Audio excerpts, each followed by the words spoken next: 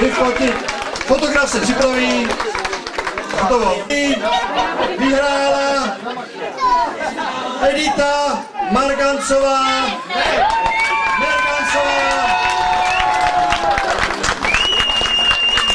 Od pana hlavního, nejdůležitějšího starosty. V příštím ročníku nám bude zdravotnici, dostala lékárničku.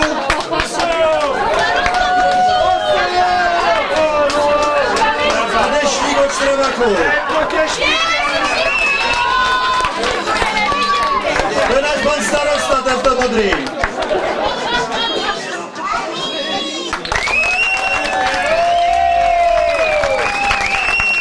Hosteský přijdou, hosteský olivou.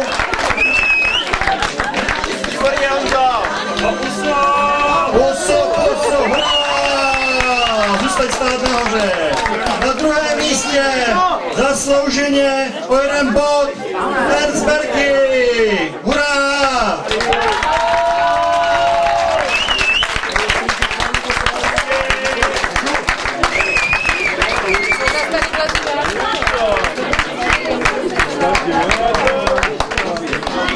Hosteska předá všechno, co si pro něho připravila, vypěstovala vlastní zahrádce.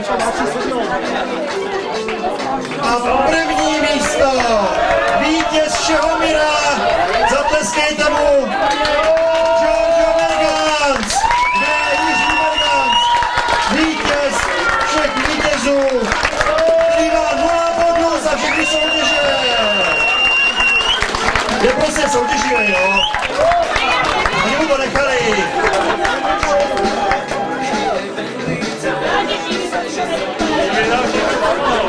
Ten toho má. Bude střelba? Nebo až večer? Ještě pustí ze zakosu. Líbačka nebylo, tak je zpátky. Líbačka ještě. Líbačka, no to je hrozný. Skoro všichni dojdeš do cíle. A na třetím místě, pouze rozdílem pořadí, se nám umístil Tomáš Marný, který vlastně vůbec není Tomáš Marný, ale číslo 17 Tomáš Marný. Kde to je? On odjel domů. Odjel domů! Kdo chce být třetí místo něho? Tak nic, je tady Libor Huška? Je tady Libor Huška? Třetí Libor Huška, s číslem 17 byli stejný počet bodů, 12 bodů. A vlastně jenom na pohlí se dobrá, to znamená, že jakoby to dnes... Fortuna, Hrosu, je nevyspětatelná, nikdy nevíte, kdo má protest, kdo vyhrají, kdo prohrají, a všechno líbe, se vyčítat, že nejlepší, Petr Pavel, a nebo ten, kdo byl 6. Takže Petr Pavel číslo 18, je tady někde?